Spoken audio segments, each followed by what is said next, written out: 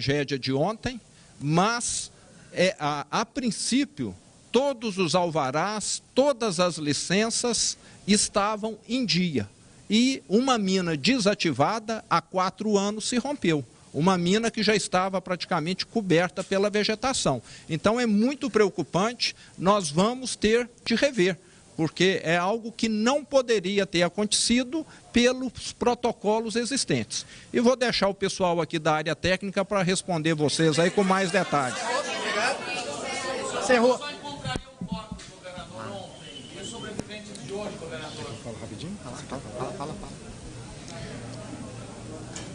Bom dia a todos, Coronel Estevo, comandante-geral do Corpo de Bombeiros Militar de Minas Gerais, responsável nesse momento por todas as atividades de busca e salvamento.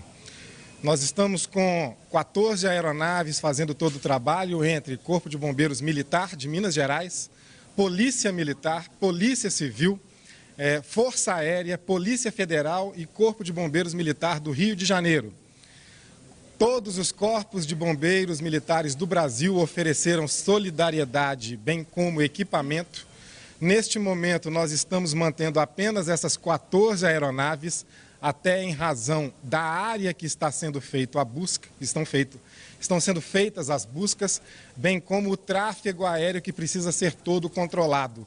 Para não manter nenhum recurso no chão não sendo utilizado, neste momento nós não estamos mais recebendo outras aeronaves. Nós temos 140 bombeiros trabalhando ininterruptamente, trabalharam a noite toda na busca de corpos. Neste momento, alguns corpos já foram encontrados, já foram resgatados, 7 corpos eu posso dizer neste momento. Outros já plotados, aguardando equipe para poder fazer a retirada. Ontem nós retiramos aproximadamente 100 pessoas que estavam ilhadas em uma operação do Corpo de Bombeiros, apoiado pela Polícia Militar e por equipamentos da empresa, que fizeram o acesso para que essas pessoas que estavam ilhadas se retirassem do local. Nós estamos trabalhando com a possibilidade de 354 pessoas desaparecidas. Pessoas essas que foram cadastradas pela própria empresa Vale entre operários e terceirizados. Este é o número que nós estamos buscando no momento. Caso os familiares que estão buscando o local, demandando, reclamando algumas pessoas que não foram encontradas, parentes, amigos, familiares, estas pessoas estarão sendo cadastradas pela Coordenadoria Estadual de Defesa Civil e passam a integrar um rol de novos desaparecidos que o bombeiro vai buscar. Então, nesse momento, trabalhamos com 354 pessoas desaparecidas que faremos todo o trabalho. Não estamos dispensando o apoio dos bombeiros de outros estados. Estamos apenas pedindo para que aguardem, da mesma forma como o nosso presidente Bolsonaro colocou à disposição uma série de tropa de força nacional, outros bombeiros, pessoal de força militar, Exército, Marinha, Aeronáutica. Nós estamos aguardando os próximos 2 dias, fazendo uma análise melhor de todo o terreno para empregar no momento certo outras tropas especializadas. Muito provavelmente vamos precisar de cães farejadores a partir de segunda-feira, e aí a gente vai fazer o contato tanto com o governo federal quanto com cada um dos corpos de bombeiros militares do Brasil que estão disponibilizando todo este apoio. Estas são as informações que a gente tem nesse momento no que se refere à busca e salvamento. Última informação, temos ainda possíveis vítimas vivas? Sim, temos a possibilidade de 4 pontos que estão sendo trabalhados durante toda a manhã com possíveis vítimas vivas. Então, existe sim a esperança de vítimas vivas. O Corpo de Bombeiros vai trabalhar ininterruptamente para não só bater toda a área com possibilidade de vítimas vivas, como até o último momento de vítimas desaparecidas. Então, o trabalho vai se prolongar no tempo durante semanas para que a gente possa dar notícia a todas as famílias quanto a esses desaparecidos. A ajuda do Exército, além dos Neste momento não, nós estamos aguardando, nós podemos ter, como o próprio presidente disse, a disponibilização de programas tecnológicos de Israel para a busca de pessoas soterradas. Estamos aguardando e poderemos utilizar a partir de segunda-feira. Não, 7 corpos já retirados. Eu tenho outros plotados, eu não tenho como te dizer nesse momento quantos, ok? Tá, são 4 pontos, um ônibus que foi localizado, uma locomotiva que foi localizada, um ponto de um prédio também localizado. Então são pontos específicos, mais a montante, a parte próxima à barragem que estão sendo monitorados e estão sendo buscados nesse momento. Especificamente, 4 pontos, 39 bombeiros. É material, equipamento mesmo de busca de imagem que vai poder localizar algum corpo que esteja aí a 3, 4 metros. Estamos analisando, ok? É um scanner de calor, é isso? Não é de calor. 3 pontos, locomotiva, prédio e ônibus formais. No prédio. Então vamos. Então eu tenho um ônibus, eu tenho um prédio e próximo um restaurante, uma locomotiva e a comunidade Parque das Cachoeiras. São esses 4 pontos que eu tenho possibilidade de vítimas vivas. Desde as 7 da manhã as equipes estão no local, ok? Obrigado. É porque existe testemunha dizendo que naquele local pode ter, e porque com o sobrevoo localizou um ônibus, é possível que tenha vítima. Parque das Cachoeiras. Parque das Cachoeiras. Parque das Cachoeiras. Obrigado, Coronel Borges, Defesa Civil. Bom dia a todos. Boa tarde já, né? Coronel Borges, coordenador estadual de Defesa Civil, chefe do Gabinete Militar do Governador. Bom, desde ontem, às 13h20, quando ocorreu o evento, o desastre, nós estamos com a Defesa Civil do Estado mobilizada. Foi montado o gabinete de crise no âmbito do governo do Estado, no nível estratégico. Paralelamente a isso, nós montamos um centro de integrado de coordenação e controle em nível tático, no prédio de serviço lá na Alterosa, onde estão todas as forças, todos os órgãos envolvidos na área de salvamento e defesa civil do Estado. E na Faculdade Asa, em Brumadinho, um centro operacional onde nós estamos com todo o esforço, todo o aporte necessário para as ações de busca, salvamento e apoio humanitário às pessoas vítimas da tragédia. Bom, como você sabe, a barragem que se rompeu, ela acabou se rompendo, ela tem hoje um aporte de mais de 13 milhões de metros cúbicos de rejeito. Todo esse material, a barragem, ela estava há mais de 3 anos inativa. Há uma outra barragem ao lado, com água, e que está sendo monitorada de forma constante, em face do risco que ela pode apresentar de rompimento e agravar a situação por onde passou, por onde aconteceu o desastre. Importante a gente salientar que todas as vezes nos perguntam, fazendo um paralelo com o desastre de Fundão, esse desastre ele corresponde a cerca de 20% do que aconteceu em Fundão, cerca de 1/4, o que traz uma área de abrangência menor, mas que nos traz uma preocupação em termos de perdas humanas que pode superar em muito o que ocorreu em Fundão. Como o Coronel Estevão disse, nós temos hoje um cenário de mais de 350 pessoas desaparecidas, funcionários da Vale, mas também temos pessoas ribeirinhas de pousadas e moradores da região que também podem estar desaparecidos, que nós aguardamos uma posição melhor para a gente ter essa definição. O serviço de água, o Manancial Paraupeba, que foi atingido pelos rejeitos, ele faz o abastecimento da região metropolitana de Belo Horizonte, mas ontem o Gabinete de Crise fez as intervenções necessárias junto à Copasa e a Copasa fez o desvio do abastecimento de água da região metropolitana para o Manancial de Rio Branco, de Rio Manso, e o abastecimento de água da região metropolitana da capital está inalterado, sem nenhum tipo de prejuízo para o abastecimento da população. Eu gostaria de deixar isso bem claro. A CEMIG já está trabalhando e de forma muito rápida, tem restabelecido de forma pontual o fornecimento de energia elétrica para mais de 2.000 famílias que no primeiro momento ficaram sem energia. Então esse trabalho vem sendo feito constante. O DR já está trabalhando na desobstrução de vias, também possibilitando o acesso das forças de segurança ao local, à área crítica.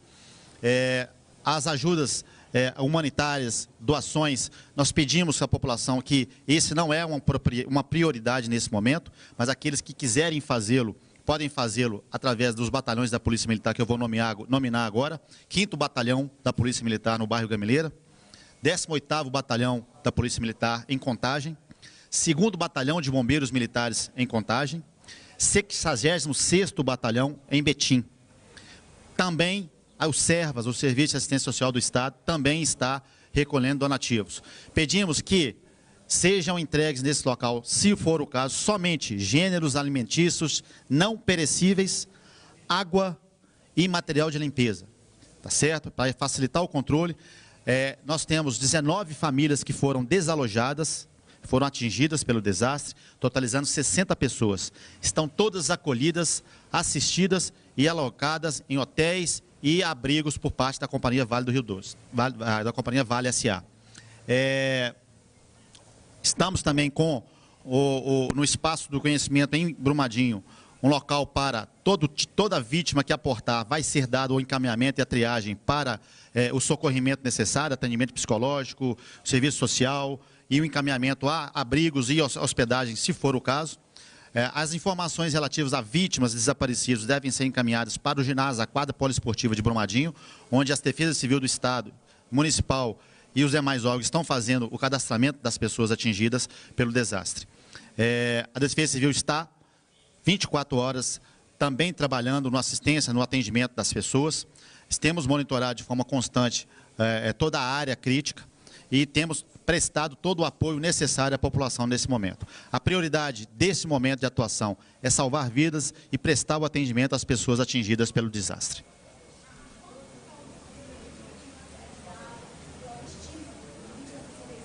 Até agora é aquilo que o Coronel Estevo falou, 7 pessoas, com a possibilidade de mais, né? A nossa preocupação é, como eu disse para vocês, o seguinte: há confirmadas pela empresa 350 pessoas desaparecidas. Então nós temos, infelizmente, temos que trazer a notícia que a gente estima que o número de vítimas pode ser alto.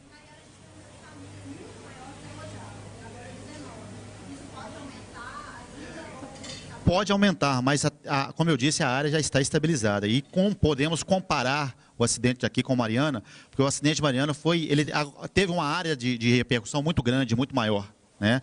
E nesse caso, como eu disse, ele foi 20% do que representou Mariana. E a área crítica, ela está bem confinada, está bem estabilizada já. Senhores, só que nós precisamos de ouvir só 3 ministros, porque eles vão voltar para o gabinete de crise em Brasília. E, na sequência, nós, Coronel Borges e eu, continuamos com as perguntas.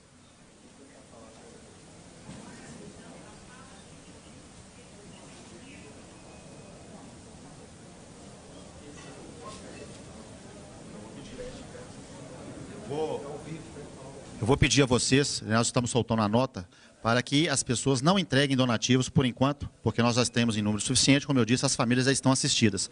Então nós pedimos nesse momento que não cessem as entregas de donativos nos locais que nós indicamos aqui, tá ok?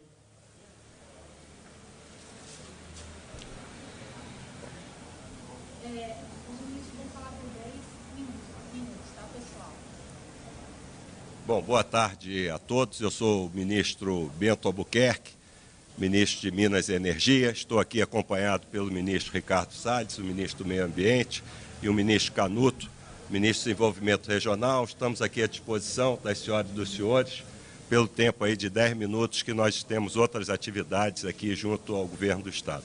Obrigado.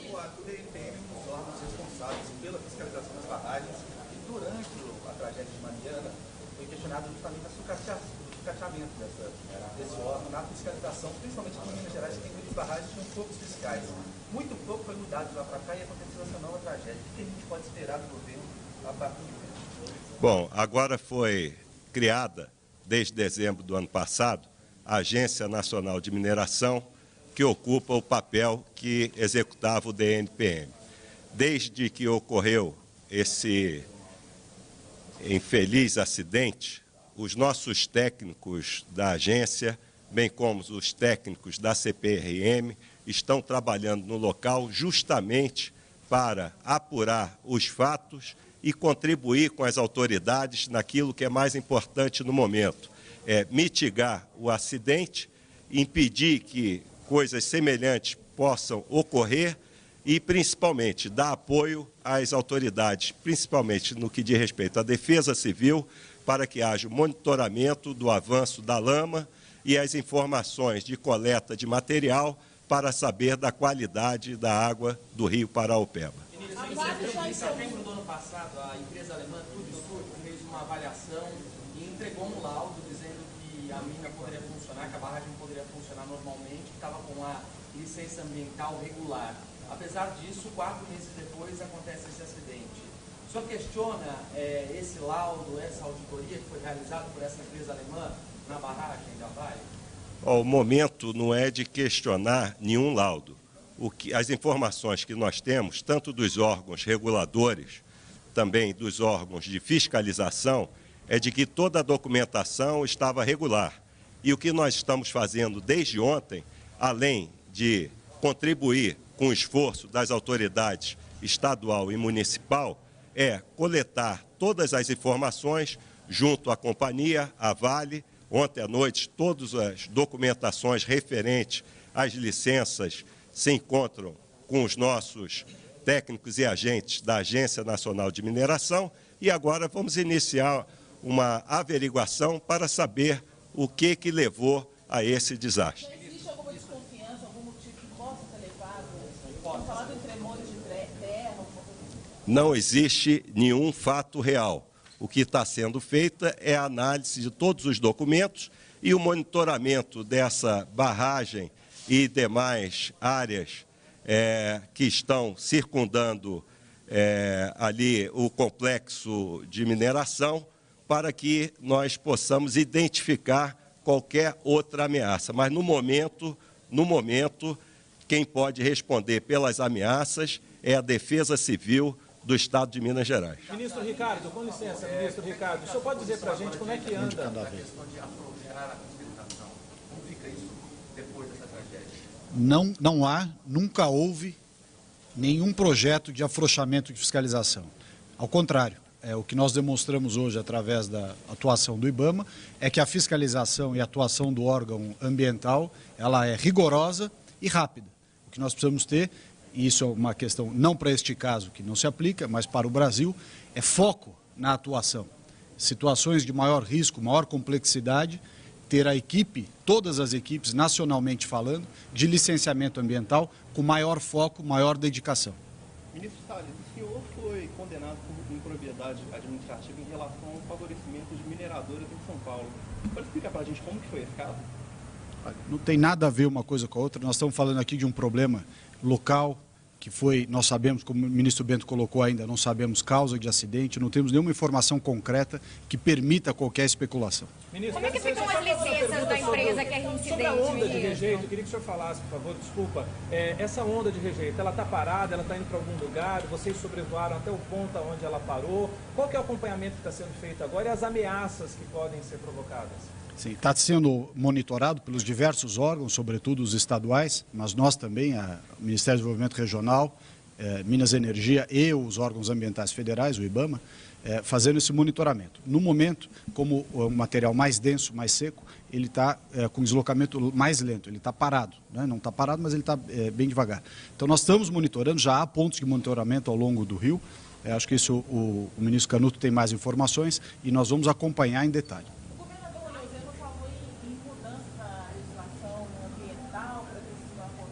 É possível fazer uma mudança na legislação federal ou torná-la mais rigorosa?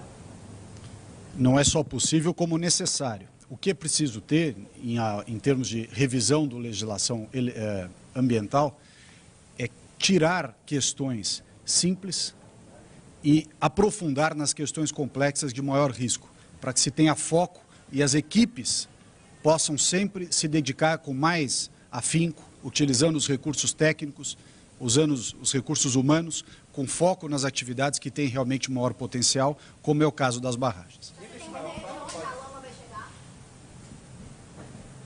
Nós não temos essa previsão, acho que o ministro Canuto pode falar. É possível discutir uma proibição de pelo menos determinados tipos de barragem realizadas no Brasil? Já teve 2 casos de barragem com grave consequência ambiental e humana, é possível rediscutir isso, porque há países que adotam outros tipos de tecnologia que proíbem barragens na mineração, por exemplo.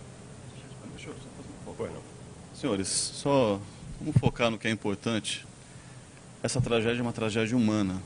Nós estamos falando de 345 desaparecidos só da Vale. 7 óbitos confirmados e 2 prováveis. São 354 vidas. Então, o importante agora é a gente focar no resgate, no salvamento e na identificação dessas vítimas. Além daquelas já catalogadas pela Vale, todos os outros que podem existir. Então, o foco agora é defesa civil. Eu acho que os senhores têm razão em questionar, a gente tem que fazer de tudo para evitar, e o governo federal vai tomar as atitudes para esse fim, revisar os processos, simplificar no processo para que o que é mais importante seja visto e aquilo que não é tão importante a gente não perca tanto tempo, justamente para resolver a questão de pessoal. Então, o objetivo é esse. Vamos melhorar os procedimentos para evitar que uma tragédia humana como essa volte a acontecer. A Defesa Civil do Estado está fazendo um trabalho primoroso, está de parabéns. A Defesa Civil Nacional está aqui para prestar o apoio necessário. Estamos fazendo um posto de operação de todas as agências federais, justamente para avaliar a questão do fluxo dessa onda de lama, onde vai chegar, se vai chegar até Retiro Baixo, que fica a 300 quilômetros do local da tragédia, se de lá vai chegar em Três Marias, que fica a 20 quilômetros de Retiro Baixo, se essa água está ou não está contaminada. Até agora tudo indica que não, é só a concentração de sedimentos, isso impossibilita a captação. Felizmente, os reservatórios aqui da região metropolitana dão conta, estão cheios, vão permitir que a população de Minas Gerais, de Belo Horizonte e demais cidades da região metropolitana não fiquem sem água. Isso realmente é importante. Estamos de olho na situação da precipitação, se vai ter chuva, se essa massa concentrada vai ter mais liquidez, e isso pode gerar um problema, que ela pode aumentar a velocidade, e isso pode causar um problema. Felizmente, o leito do rio Paraopeba estava baixo, o que permitiu que os rejeitos entrassem nesse leito e não extravasassem. Então, a situação está contida, principalmente na área do desastre. O importante agora é auxiliar de todas as formas possíveis a Defesa Civil Estadual. Eles, felizmente, estão com os equipamentos. Estamos aqui disponibilizando cães farejadores para identificar as vítimas, melhorando a situação de comunicação na área quente, zona vermelha, como queiram, para permitir que seja mais rápida essa comunicação.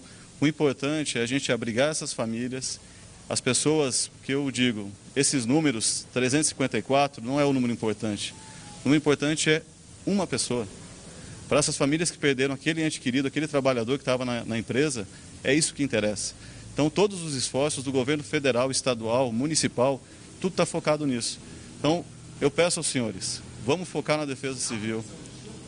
A previsão, por enquanto, não. A previsão é baixa, não estamos preocupados, mas estamos monitorando constantemente, 20 a 40 milímetros, porque qualquer aumento de chuva é um problema. Outra questão que está sendo avaliada com muito cuidado é a barragem 6, a barragem de água que fica ao lado da barragem que rompeu.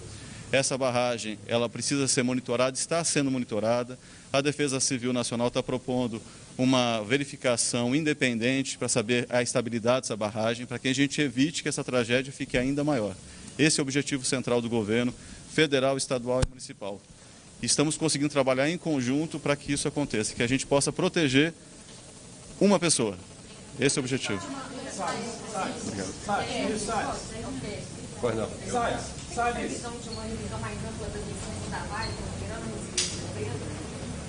Como foi dito aqui, o objetivo principal agora é dar todo o apoio às autoridades estadual e municipal para mitigar esse desastre que ocorreu. No que diz respeito às licenças, como eu disse, os órgãos regulatórios que têm a responsabilidade legal de avaliar e apurar a causa do acidente e, porventura, aquilo que deverá vir no futuro a ser alterado na legislação, estão trabalhando e, ao seu tempo, terão as informações para que a gente possa fornecer a todos vocês. Obrigado, hein? Boa tarde.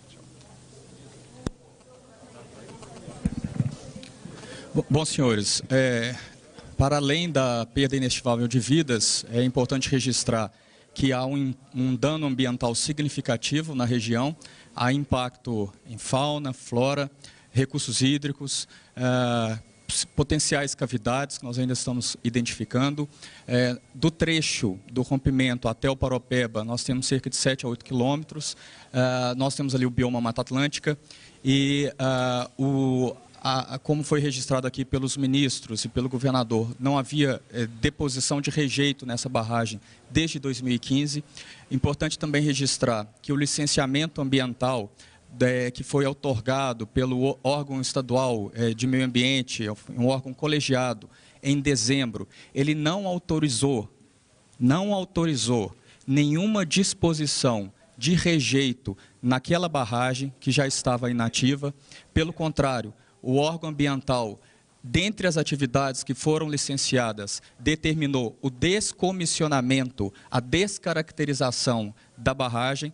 A solução indicada era uma solução alternativa para uma outra disposição em cava, que não é barragem, onde as condições geotécnicas são mais favoráveis à disposição de rejeito. Ontem mesmo, a Secretaria de Estado de Meio Ambiente, SEMAD, lavrou o primeiro auto de fiscalização emergencial, aonde determinou a suspensão de todas as atividades da Vale naquela região, dentro daquele complexo minerário. Determinou ainda, haja vista a disposição, o acondicionamento de rejeitos na confluência do Paropeba, que haja avaliação de uma solução alternativa para um canal de passagem do rio, porque, de fato, nossas estações fluviométricas estão mostrando um rebaixamento do rio a jusante, ou seja, depois desse ponto de chegada ao rio Paropeba. Nós determinamos também uma avaliação na retirada da água, ou seja, num rebaixamento do nível da barragem 6, aquela de água que ainda está lá, com cerca de 1 milhão de metros cúbicos, e determinamos também um monitoramento 24 horas da qualidade da água e dos principais pontos do rio Paropeba, para que os órgãos públicos, a partir daí, consigam avaliar essa movimentação que o ministro Bento registrou, de massa, né, completamente diferente de Fundão, onde houve onda, né? Nós temos um percolamento de finos de rejeito de mineração, uma velocidade muito baixa, muito mais baixa, mas é necessário esse acompanhamento, especialmente nos pontos de monitoramento, para que a gente saiba a qualidade da água em tempo real.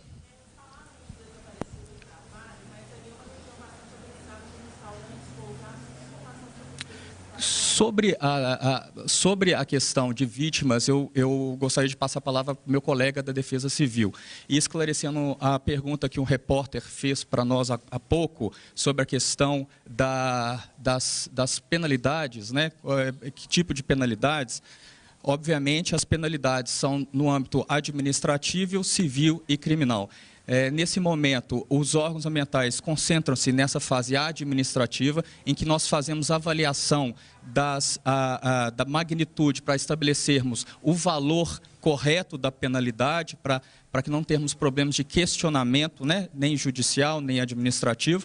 A partir desse momento, nós temos também as outras avaliações dos órgãos próprios de controle, aí registro em especial os ministérios públicos. Registro que o Estado de Minas Gerais está atuando em apoio aos órgãos ministeriais. Ainda ontem, como será registrado no nosso Procurador-Geral de Justiça, fizemos uma reunião de convergência de informações para que todos os órgãos públicos, nesse momento, atuem de forma convergente. Mas existem outros regimes de responsabilidade que são próprios de tutela, de autoria dos órgãos ministeriais. Então, gostaria de pedir a licença dos senhores para convidar o Procurador-Geral de Justiça do Ministério Público para fazer o registro.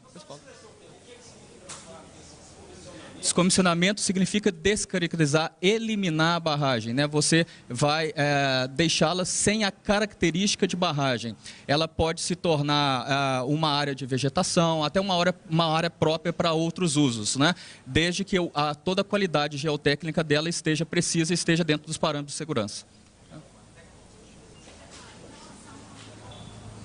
Muito boa tarde. Meu nome é Antônio Sérgio Toné, sou Procurador-Geral de Justiça do Ministério Público do Estado de Minas Gerais. Nós gostaríamos também de prestar contas à população, por meio da imprensa, do trabalho que o Ministério Público vem desenvolvendo nessa área. Desde o início, assim que tomamos conhecimento da tragédia, nós montamos uma equipe de promotores e técnicos que se deslocaram para o local e outra equipe ficou na Procuradoria-Geral de Justiça já para estudar as medidas administrativas, as medidas judiciais cabíveis. Nesse momento em que há necessidade do socorro às vítimas e às instituições capacitadas e responsáveis por isso, como a Defesa Civil, o Corpo de Bombeiros. Instituições como o Ministério Público, a Defensoria Pública, o Ministério Público Federal, a própria Polícia Civil, têm uma missão simultânea, que é, nesse momento, de recolher provas, investigar as causas, os efeitos e definir as responsabilidades administrativas, cíveis e criminais por esse fato. É isso que nós estamos fazendo nesse momento. Ontem mesmo já ajuizamos importantes medidas para acautelar não só a prova, mas como também valores. A Advocacia Geral do Estado entrou com uma cautelar e conseguiu uma liminar para acautelar cerca de US$1 bilhão para as medidas iniciais. O Ministério Público de Minas Gerais entrou com uma cautelar também na comarca de Brumadinho para cautelar 5 bilhões. Salvo engano, essa cautelar foi deferida e, nesse exato momento, as nossas equipes estão trabalhando para reunir novas provas para que essa situação seja acautelada. Né? Independentemente desse trabalho que agora é coercitivo, digamos assim, pós o dano, né, que nós vamos buscar a responsabilização integral e vamos cobrar da empresa, não só em juízo, mas vamos tentar buscar administrativamente, para que a empresa responsável, objetivamente responsável por esse dano, não se esconda atrás de processos judiciais que podem demorar anos e anos, e assuma essa responsabilidade objetiva, desde logo indenizando as vítimas, indenizando as pessoas que foram lesadas por esse evento. Independentemente desse trabalho que agora, infelizmente, ocorre depois do acidente, o Ministério Público já vinha investigando exatamente, especificamente, essa barragem. Mesmo ela não estando no rol daquelas 50 barragens sob risco, o Ministério Público de Minas Gerais, por meio da Promotoria de Justiça de Brumadinho e também do Centro de Apoio às Promotorias de Justiça do Meio Ambiente, instaurou um procedimento específico para investigar aquela barragem e cobrou da Vale informações, laudos, para atestar a segurança para a população e para o meio ambiente com relação a eventuais riscos. E no final de novembro, a empresa nos apresentou uma petição atestando, assegurando a segurança daquela barragem e também esse documento, essa petição foi instruída por laudos, por uma perícia realizada por uma empresa contratada pela Vale.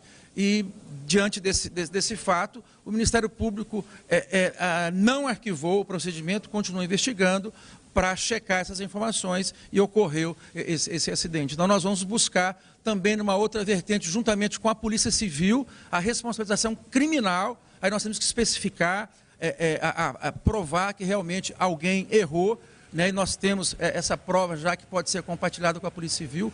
Ontem, nós realizamos uma importante reunião com o apoio do governador, de todas as entidades, de todas as instituições responsáveis por esse trabalho jurídico, digamos assim. O Ministério Público de Minas Gerais, o Ministério Público Federal, o Ministério Público do Trabalho, a Polícia Civil, a Polícia Militar, a Defensoria Pública Estadual, a Defensoria Pública da União, todos convergindo num trabalho harmônico, diferentemente do que ocorreu por ocasião da tragédia de Mariana, que naquele momento as instituições, durante um bom tempo, trabalharam de forma isolada, cada instituição adotando as medidas que entendia cabíveis num certo momento, mas muitas vezes não eram convergentes, não eram harmônicas. Isso atrapalhou muito. Então agora, com esse trabalho harmônico de todas as instituições, nós vamos cerrar fogo, né, todas as instituições, para apurar e definir causas, responsabilidades e apuração. Então, olha, a apuração criminal está a cargo da Polícia Civil, nós vamos acompanhar, e se num determinado momento, né, nós reunimos provas, no sentido de que o responsável indicado, ou o suspeito estiver embaralhando as investigações, atrapalhando, ou risco de fuga, enfim, se houver aqueles pressupostos que justificam uma prisão cautelar, não tenham dúvida, nós vamos pedir sim.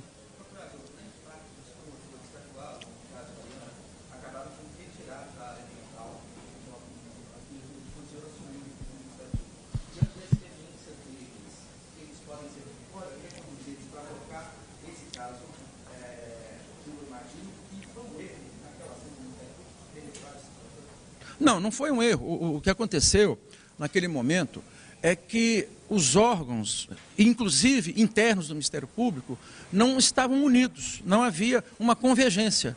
Aí nós tivemos que refazer a equipe naquele momento para que houvesse um alinhamento do Ministério Público Estadual, do promotor natural de Mariana, o doutor Guilherme, que não integrava a força-tarefa, né? Então, aí a administração, nós refizemos a força-tarefa, colocamos o promotor natural, doutor Guilherme, e outros promotores, nos alinhamos com o Ministério Público Federal, com a Defensoria Pública Estadual, Federal e do Espírito Santo. Então, todos esses órgãos passaram a trabalhar com união, sem, digamos assim, um querendo aparecer mais do que o outro. Então, isso foi fantástico, porque nós conseguimos diversos ajustamentos de conduta, diversos acordos foram lavrados em conjunto e homologados pela Justiça Federal. Isso foi, na realidade, a troca da equipe, naquele momento, foi um ganho de produção e de cooperação interna.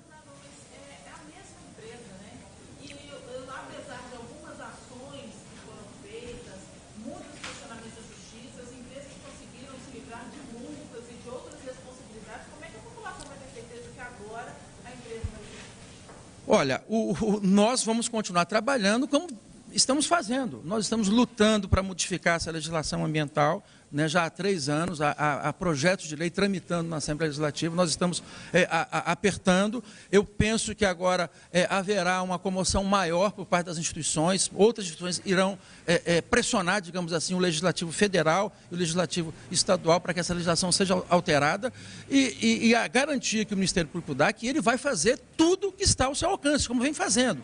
Dependemos muitas vezes de decisões judiciais e o Judiciário tem sido um parceiro importante também, tem dado as decisões, né? E nesse sentido o Ministério vai fazer, já entrou, né, com as medidas necessárias e vai continuar entrando.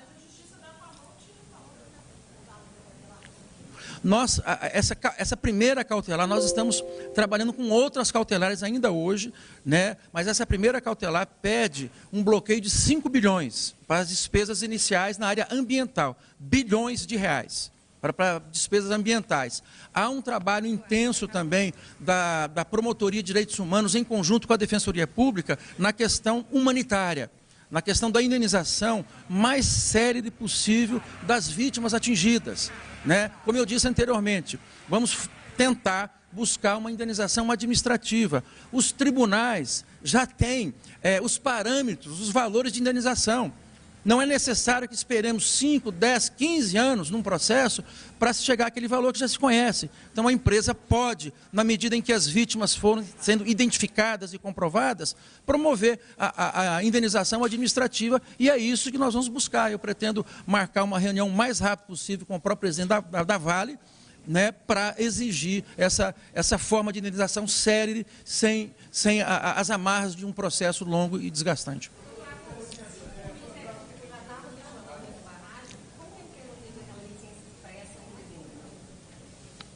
O Ministério não estava questionando, o Ministério estava investigando preventivamente, né? São 2 processos distintos, um que se processa no âmbito do órgão ambiental e outro procedimento que se processa no Ministério Público.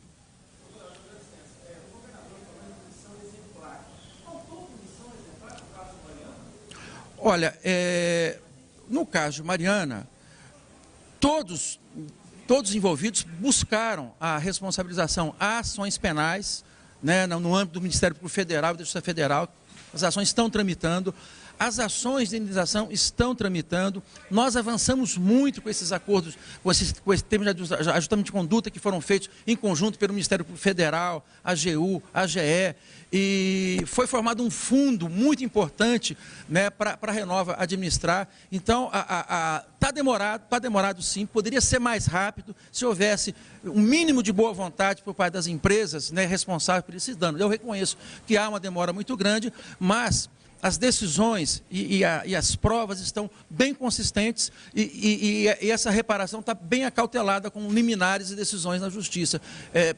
Essa indenização virá porque as vítimas já estão praticamente todas catalogadas. Existem outras barragens, segundo o IBAMA, que estão em risco em Minas Gerais. O Ministério Público pretende se antecipar Há um constante processo de monitoramento por parte do Ministério Público dessas barragens, né? O exemplo é essa do Rio Feijão. Nós estávamos monitorando, nós estávamos com um procedimento aberto e por incrível que pareça, há poucos dias a empresa apresentou ao Ministério Público um laudo atestando a segurança, né? Então isso é muito preocupante, né? Não sei se a empresa foi levada em erro ou, enfim. Então isso nós vamos investigar agora e definir essas responsabilidades. Muito obrigado, gente.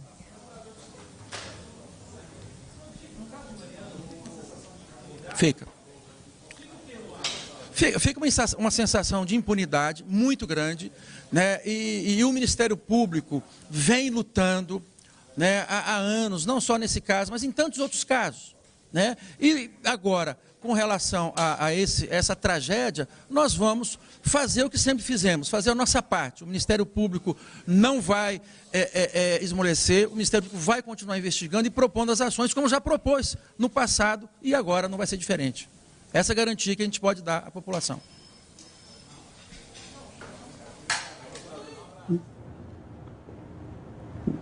Eu não estou me vendo. Você acompanhou aí as entrevistas